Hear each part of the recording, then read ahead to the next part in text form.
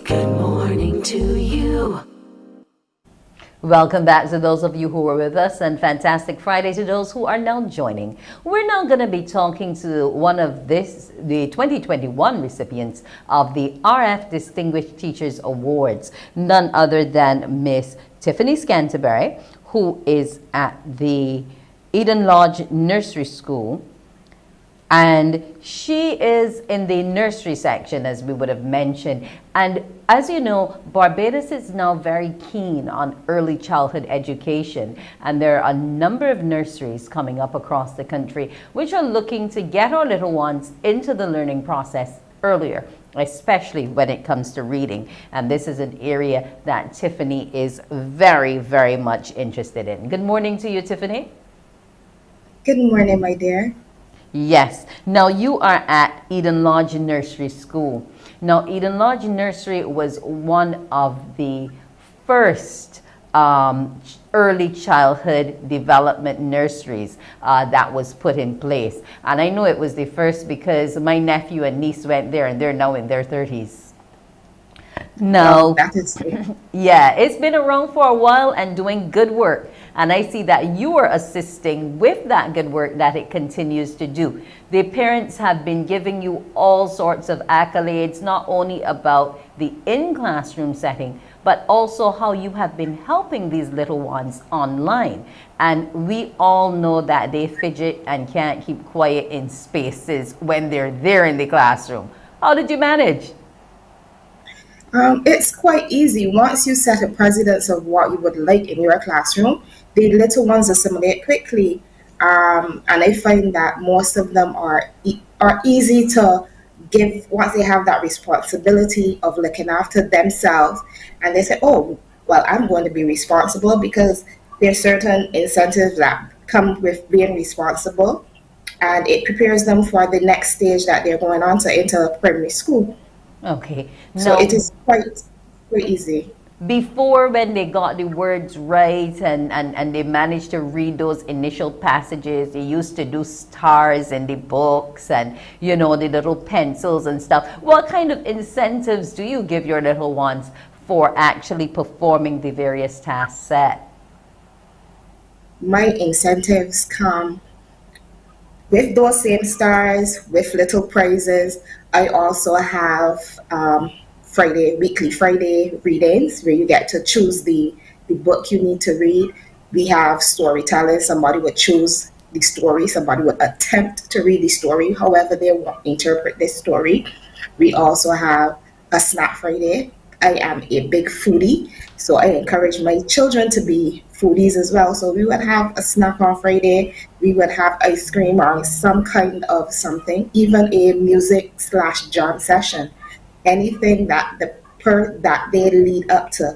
It is a progression of successive good tasks for that Friday to have a excellent day on the Friday. Okay, now the parents said that you are very much a sharer and carer when it comes to their little ones, because if anything is needed for that classroom space that's not available, you will pull your own pocket and provide it to make sure that those little ones learn. Yes, I do. Without hesitation. Yes, I do. And they're your babies, I understand. That's how you refer to them. They are my kitties, they are my lovies, they are my duckies, everything. They are, when I tell parents from the time you drop them off at the gate, they're no longer your children, they are mine. When you pick them Okay. up at 3, they become yours.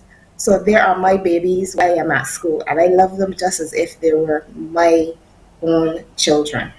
Okay, and the parents are very comfortable with that because they say you also provide a grounding for them in understanding what information is being shared, how it is being shared, and so on. So how important do you see that interaction between yourself and the parent to make sure that those children continue to learn?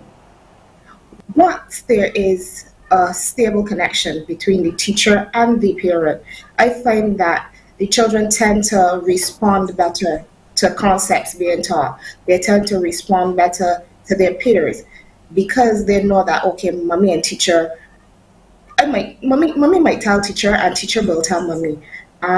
Also, it goes to sometimes the parents need that assistance, that further assistance in order to ground the children at home, because my way of disciplining them at school or having a standard set at school, they may not.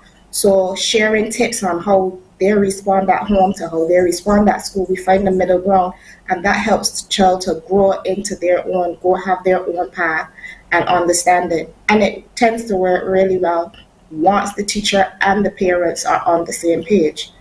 Okay. Now, when you heard that you had been nominated, did it surprise you? Very much so. Very much so. It came directly out of left field. I was not expecting it. It was a jaw dropper, a Okay. pleasant dropper. Well, and I find it a little bit sometimes hard to believe, because why do some teachers think that they should not be rewarded or celebrated? Is it sometimes a job without thanks? Yes, it is. Yes, it is. And I say so without hesitation. Most, if not all, of teachers in Barbados love their jobs. We work after hours, we work in between hours, some evenings up to 11 o'clock, 9 o'clock. There are teachers that I know that are up preparing worksheets, preparing for the next day. And depending on the type of parents they have, some feel it is a very thankless job, and others view it as teachers being glorified babysitters. And sometimes, and I say it without hesitation, that some days you feel like that, and you have to look at the kids and say you're doing it for the kids. It is sometimes a very thankless job, but if you have successfully taught a lesson or gotten a concept across, the child has progressed and has shown progression, that is where you feel the gratitude, that is where you feel satisfied in knowing that you have completed your job and done a job well done, and seeing it in the children, being reflected in the children. I'm glad you spoke to the issue of progression, because there's a train of thought being bandied about now about this whole issue of learning loss. And these early ones, these 3 to 5 year olds, are of great concern, because there's some who believe that while they understand the technology of the tablet and the laptop, because that's what they like generally, they still have not been assimilating in as much as if they were in the physical classroom, especially when it comes to the writing skills. That is true. For me, personally, I see that as a lack of, well, there better cannot be done because of present circumstances and being online. However, it is true. These children at 3 to 5 years old, they need that face-to-face physical interaction in terms of being able to read, write, gross motor, fine motor skills development, all of that. They need that hand-to-hand, that one-on-one with the teacher, with their peers, in order to build social skills, in order to build their own communication skills and such not. Being online and being on the tablet, yes, they will speak to their peers, yes, they will speak to the teacher, but at the end of the day, we the teachers are not seeing directly what they are doing, and we cannot directly correct them or show them the right way from being online. So it is a huge drawback in terms of that. So you were happy to be back in that classroom. Very much so. Very much so. So what lesson are your little duckies on now?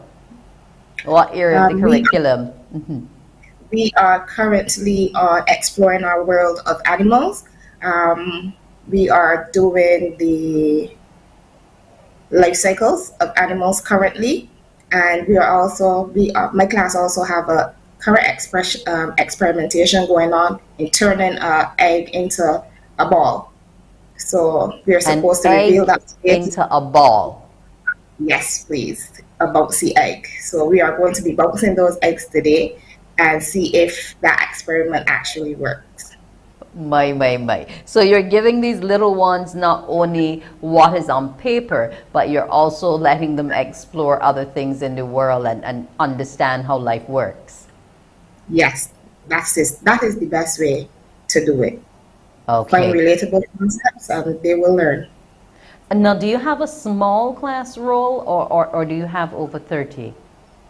My class roll is 12. Due to COVID restrictions and the separations and social distances, all class rolls have been reduced to accommodate the 3 to 6 feet spacing in each classroom. So my Okay. role is very manageable Okay. role. Okay. So those little ones are getting even more of Tiffany's attention. Yes, please. And I'm sure they're enjoying it. Well, Tiffany, I want to congratulate you once again on your award. Continue to keep up the good work, whether it be at Eden Lodge or any other nursery, and keep the good work going. And you and your duckies have an excellent day. Okay, Thank so you. a Yulene Alexander, she says, that's very nice hearing this, Tiffany. Keep on doing that excellent job. Kudos to you. So even our Facebook viewers are watching and congratulating you on what you do and how you do it. Keep up the good work and have a great morning. Thank you. Have a great morning as well. Thank you so much. Morning Barbados will be back in a bit, and you can get close to your phone lines because you're in time to win. But before we do that, we're going to be getting to some more news with Shane Seeley. We'll be back after the break. Morning, morning, morning.